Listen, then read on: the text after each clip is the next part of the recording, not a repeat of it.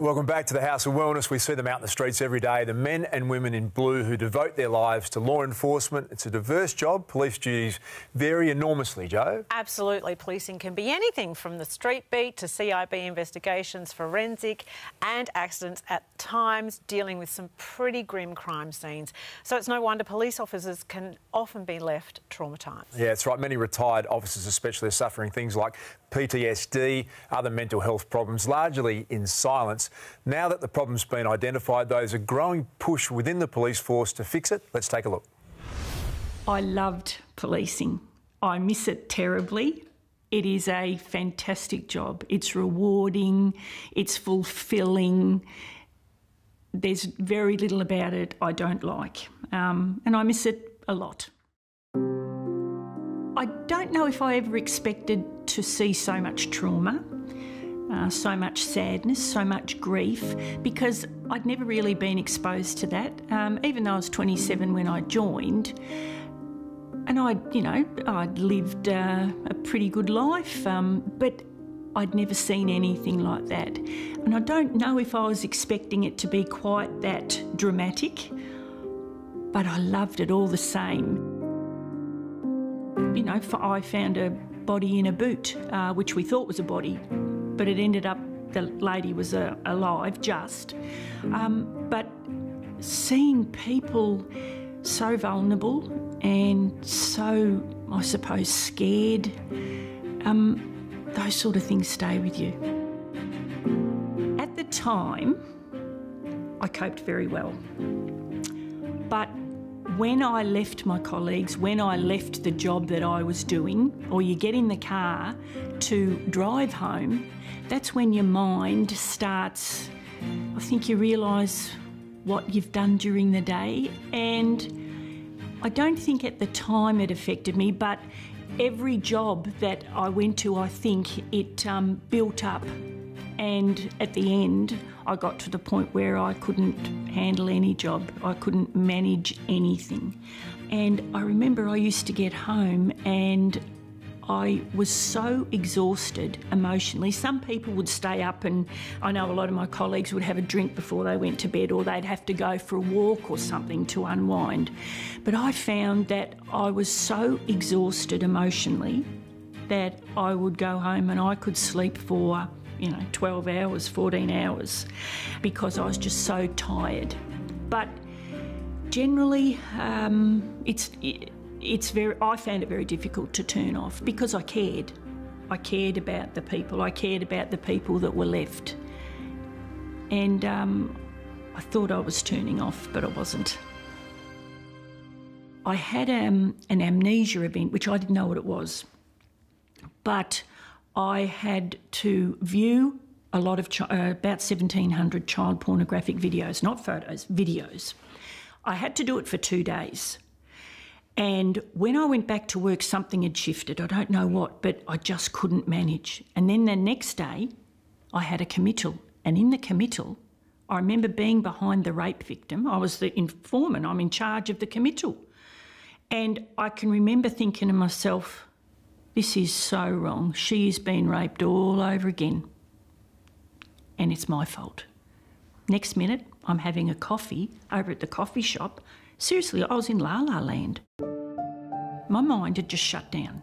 And after that, I thought, boy, Narelle, you'd better go and see someone. And that's when I hung off for 4 months, thinking I can get through this. But when the doctor told me I had post-traumatic stress disorder, PTSD, hand on my heart, I said to him, what's that? This is in 2012. I had no idea. I was humiliated. I was embarrassed. I felt like I'd be talked about as being weak and unable to cope. Oh, it was a terrible time. I got into the PTSD clinic at the Austin Hospital, and that was a game changer for me because it made me realise how sick I was, and it also made me realise that I wasn't alone. I was with 8 other beautiful, traumatised, so sad other police that had been through similar sort of things to me. And the bond that I had with those people, the tools that I learned to manage, the PTSD clinic was probably the best thing I ever did, that the police helped me with. I don't think police manage their emotional side very well. We suppress it. With police, you have to put up that facade.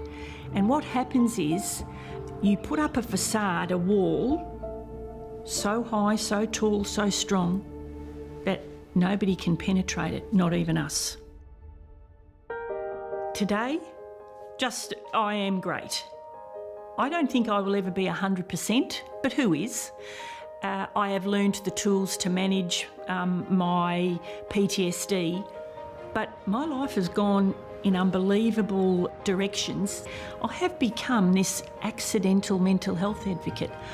I have found, by being honest, by sharing my vulnerabilities with people, so many people have connected with me, and my life changed when I was diagnosed with PTSD, but it just went in another way. It wasn't the end of the world, it was the start of a new world.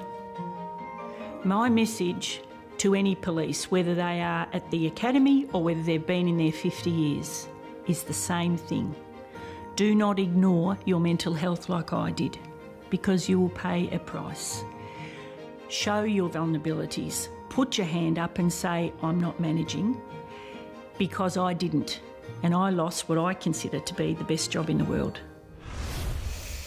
It is hard to fathom what the men and women of our police forces have to deal with, and so it's a no-brainer that they receive all the care that they need over any trauma on the job or after they've retired. And look, like any type of protracted exposure to some of the things that they have to see and deal with, every person processes it differently and at different stages of their lives. Yeah, we're going to be discussing this more when Victoria Police Commissioner Graham Ashton joins us next. He's been an incredible advocate for this space. He's coming up on the House of Wellness right after the break.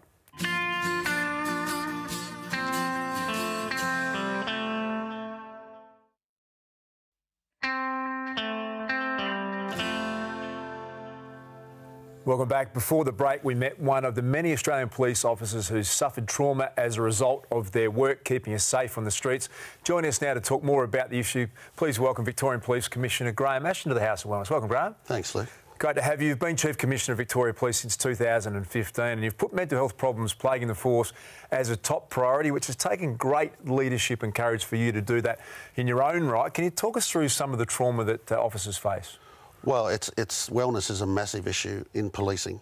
It's just across the country, police are trying to deal with the after effects of having to deal with tending trauma and supporting people who themselves have been traumatised, and that's taken its impact. So over the years in policing, it's been something that you didn't talk about, something that was swept under the carpet, and all we found was that was exacerbating harm. We needed to get the conversations, the mental health conversations, out into the open, and we need to actually start to support police who are having to do this work, both during the time that they're serving, but also when they're in police veterans after they've served as well. It's a great responsibility that we have to get on top of. So, Graham, we as civilians see the stories on the news and they're obviously very traumatic. It's something perhaps that a lot of people don't think about is the impact on the police officers that are there. It must be huge, though. What do you see? Yeah, it is huge, Jay, because the police are trained, when they come through the academy, they're trained to be the people that cope. And when they attend a traumatic event, it'll often be at a time that's the worst time in someone's life, the most vulnerable they are in their life when the police officer attends. They need the police officer to help them with their particular issue that they're dealing with, their particular emergency. So for the police, they're being the person that can cope, the person that can support them. They're part of that sort of a traumatic event in a way, and then the police officer will leave that event and they'll go to the next event, which again is of a similar nature, and they're doing that all the time. So there's a cumulative impact to doing that work when you are always the person that has to cope. And so when you yourself are struggling, it's difficult to speak up and ask for help. Graham, was there a particular moment that made you aware that there was some mental health issues with some police? Well, I've been in policing for nearly 40 years, and all through that time I've seen the impacts of mental health on policing and wellness generally. I've had close friends in the police that have taken their own life. And, you know, I've reflected often on that, as I'm sure many police have. You wouldn't find any police that would have worked for any length of time that wouldn't be close to someone that's, you know, actually found they've situation's been so bad that they've had to take their own life. So it's something that's ever present. And as someone that goes to all of those funerals, you see the effect on families as well. So part of an officer's training must be to not show emotion to an extent. How hard does that make it then for them to open up? Very culturally difficult. You know, that policing culture is a coping culture. So we've had to actually change the culture and change the conversation to make sure that wellness is brought out as an open conversation. But as part of that, particularly for our police leaders, to make sure that they're literate in mental health as well. So they ask the right questions and they're attuned to when to ask those questions. That's really important. Graham, you've also specifically been talking about retired police officers and their needs going beyond working in the force. Have they been left behind in some way? Really, they have, so over the years, definitely. There's an old saying in police, once you're an ex, you're an ex. You go out the door and the support stops, the comradeship stops. We've got to turn that around because a lot of people have left policing in order to try and deal with issues that they're trying to cope with. And when they leave, they're suddenly in an unsupported environment. So we've had to really rethink how we're going to be supporting police veterans. And so we've been able, over a particularly recent time, to do more of that, and we need to do much more of it. There is now, it's great that there's the focus and support. Tell us what you are doing in the space for veterans. Well, on police veterans, we've created, well, I guess just to backtrack a little, a year ago we did a walk across the state to raise awareness for police veterans and to raise money to support police veterans, and we raised a good sum of money, both with the Police Association and myself. In fact, we each walked 500 kilometres across the state. And to raise that awareness, we got to talk to a lot of police veterans on that path, a lot of whom are dealing with wellness, dealing with mental illness issues. And we've been able to use that money to establish Police Veteran Support Victoria, a brand new organisation with dedicated resources to work with police veterans. It was close to what? $500,000? It's an incredible feat. How are the calf muscles after that, mate? I had a few blisters, probably nothing like Das has had to deal with over the years. But he's fine. Forget about Das. It all comes back to me. And I believe that Chemist Warehouse have come on board as support through the Veterans Benefit Card? Yes, as part of establishing Police Veterans Support Victoria, we've actually established a veterans card. And so we want police veterans to get this card as not only acknowledgement of their service, but it's got benefits attached to it, and we're very grateful that Chemist Warehouse were the first corporate supporter to come on board, and they're offering discounts to holders of the card. And pvsv.org.au is the website for police to register for that card, and couldn't happen without Chemist Warehouse, and they've been great partners in the card, absolutely. Yeah, as Graham said, for more information to find out how you can help, go to